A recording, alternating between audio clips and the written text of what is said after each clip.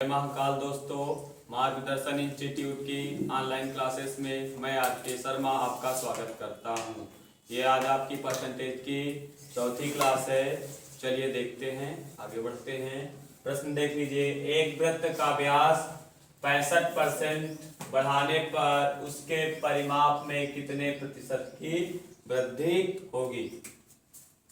चलिए शुरू करते हैं। प्रारंभ में मान लेंगे, प्रारंभ में कोई चीज 100 होती है, प्रारंभिक माना, प्रारंभिक परिमाप मान लेते हैं कि 100 है। फिर उसके बाद स्टार्टिंग में 100 है, उसके बाद आप इसको बढ़ा दीजिए। 100 बढ़ा देंगे तो ये 65% बढ़ रहा है, 100 से हो जाएगा 165। ये 0 0 कट कर लीजिए, ये हो गया। इसकी वैल्यू आ गई 165। शुरुआत में कितना था 100, अब हो गया है 165। तो कितने की वृद्धि हो गई है, 165 माइनस 100 कर लेंगे तो 65% की आपकी वृद्धि आ जाएगी। 65% की वृद्धि आ जाएगी, 65% की वृद्धि आ जाएगी। इसको आप बिना कैलकुलेट किए हुए बिना डायरेक्ट कर सकते हैं, बिना फार्मूले के। देखिए कैसे। यदि किसी वृत्त की त्रिज्या, व्यास या वर्ग की भुजा में x% की अगर वृद्धि कर दी जाए तो उसके परिमाप में भी x% की वृद्धि हो जाएगी। मीन समझ लीजिए, यानी वृत्त का व्यास अगर 65% बढ़ रहा है तो उसका परिमाप भी कितना बढ़ जाएगा, 65% बढ़ जाएगा। अगर किसी वृत्त का व्यास 70% बढ़ रहा है तो उसका परिमाप भी 70% बढ़ जाएगा। यदि किसी वर्ग की भुजा मान लीजिए 30% बढ़ रही है तो उसका परिमाप भी 30% बढ़ जाएगा। आप लोग इसका स्क्रीनशॉट ले लीजिए। चलिए इसका दूसरा इसी टाइप का क्वेश्चन देख लेते हैं। यदि किसी वृत्त के व्यास को 300% की वृद्धि कर दी जाए तो वृत्त के परिमाप में कितने प्रतिशत की वृद्धि होगी। तो जो वृत्त का जो व्यास बढ़ेगा जितना, उतना ही उसका परिमाप बढ़ जाएगा। तो व्यास में वृद्धि कितने की हो रही है, 300% की, तो परिमाप में वृद्धि भी आपकी हो जाएगी 300%। तो डायरेक्ट आप बिल्कुल 4 सेकंड में बिना सोचे हुए आसानी से कर सकते हैं। चलिए इसका स्क्रीनशॉट ले लीजिए। अभी तक हम लोग 2D परिवर्तन पर आधारित प्रश्न देख रहे थे। चलिए अब हम लोग देखते हैं 3D परिवर्तन पर आधारित प्रश्न। 3D का मतलब क्या होता है, जिसमें लंबाई भी होगी, चौड़ाई भी होगी और ऊंचाई भी होगी। जैसे हो गया घन, हो गया घनाभ, हो गया। इस पे बात करेंगे। तो किसी घन की भुजा को 10% बढ़ा दिया जाए तो घन के आयतन में कितने प्रतिशत की वृद्धि होगी। तो घन का जो आयतन का फार्मूला है, घन का आयतन होगा भुजा क्यूब। भुजा का अगर हम क्यूब कर देंगे, यानी भुजा का 3 बार पूरा कर देंगे तो घन का आयतन निकल आएगा। इसमें देख लीजिएगा, माना प्रारंभिक आयतन, माना घन का प्रारंभिक आयतन 100 है। अब इसको स्टार्टिंग में 100 है, उसको बढ़ा दीजिए। कितना बढ़ाना है, 10%। तो इसको 3 बार बढ़ाएंगे, यानी 110 हो जाएगा, फिर 110 हो जाएगा, फिर 110 हो जाएगा।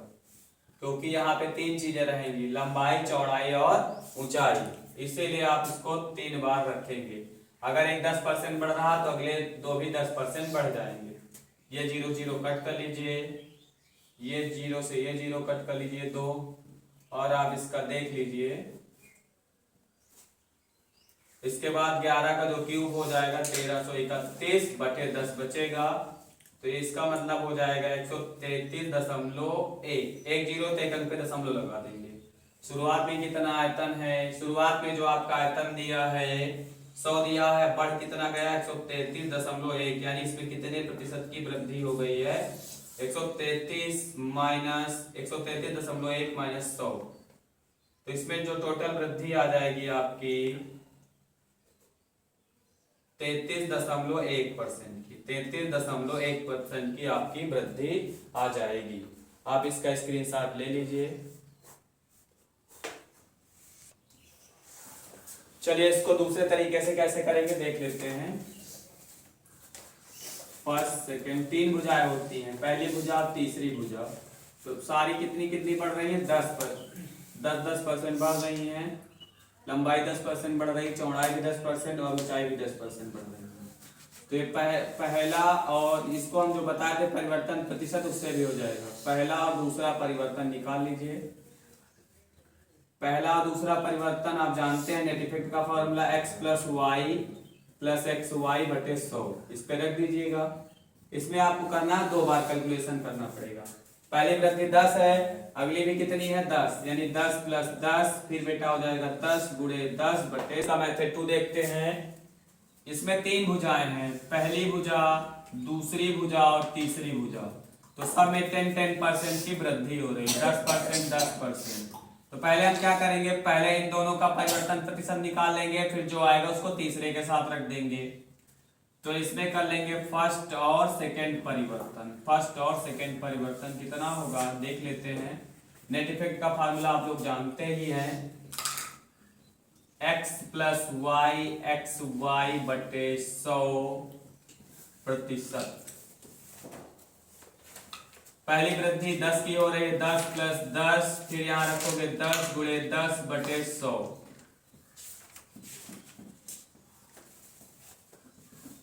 बड़े आराम से हो जाएगा, 10 10 20 हो जाएगा, डबल जीरो कैंसिल आउट कर दीजिए। 1 का गुणा 1 में करोगे तो 1 ही आना है, ये आपका हो जाएगा 21%। कितना हो जाएगा? 21% हो जाएगा। अब इसको सेकेंड टाइम फिर करना पड़ेगा, अब की बार 21 और 10 ले लेंगे, तो आपका कुल परिवर्तन जो आ जाएगा, परिवर्तन प्रतिशत बराबर हो जाएगा। अब की बार 21 रख लीजिए, 21 प्लस 10 प्लस 21 गुणे 10 बटे 100। रखना वही फार्मूला है, इसी फार्मूले पे रखना, x plus Y X Y बटे 100, एक्स वाई बटे 100। इसके नीचे 100 रख लीजिए। चलिए देख लेते हैं, ये आप 21 में 10 जोड़ देंगे 31 हो जाएगा, प्लस 1 0 से 1 0 कैंसिल आउट हो जाएगा, और 1 0 एक अंक पे दशमलव लग जाएगा, ये हो जाएगा 2.1। इसको जोड़ लीजिए आप लोग, आराम से हो जाएगा। 31 में जो 2 जोड़ना रहेगा 33.1 हो जाएगा। इसमें करना क्या है, नेट इफेक्ट के फार्मूले से भी हो जाएगा, आराम से हो जाएगा।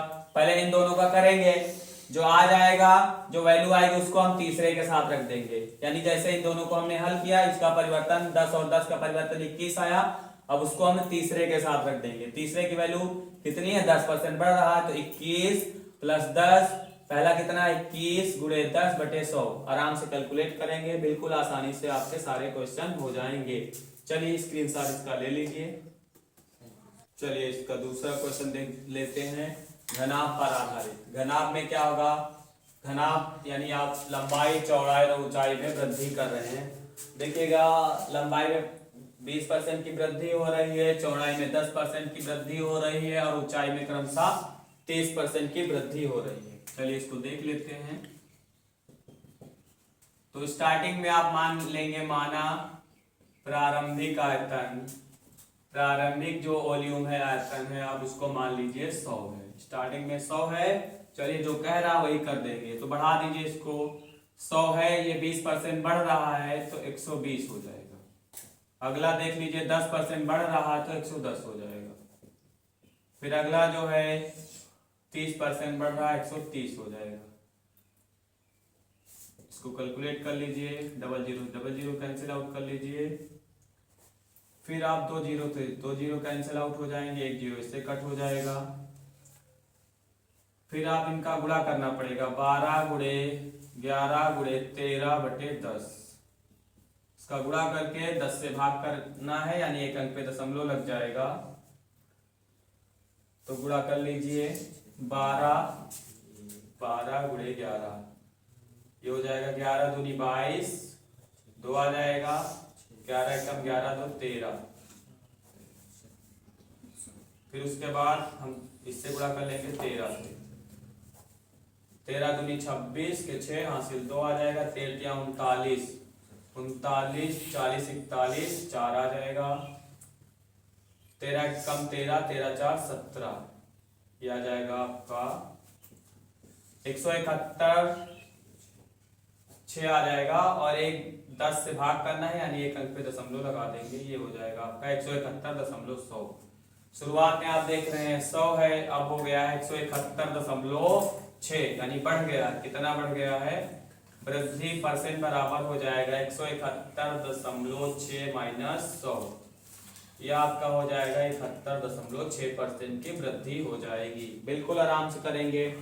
यहाँ पे स्टार्टिंग में 100 मान लेंगे, 100 के बाद ये 20% बढ़ रहा है तो इसको 120 कर देंगे, फिर ये 10% बढ़ रहा है 110 कर देंगे, ये 30% बढ़ रहा है 130 कर देंगे और आराम से कैलकुलेट कर लेंगे। फिर बाद में 100 से जो वैल्यू आई उसको 100 से घटा देंगे तो आपकी वैल्यू आ जाएगी।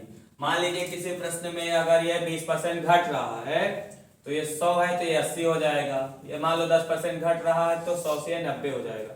जहां बढ़ेगा वहां बढ़ा देंगे, जहां घटेगा वहां घटा देंगे। चलिए इसका स्क्रीनशॉट ले लीजिए आप लोग। चलिए अब चौथा प्रश्न देखते हैं, शंकु पर आधारित प्रश्न।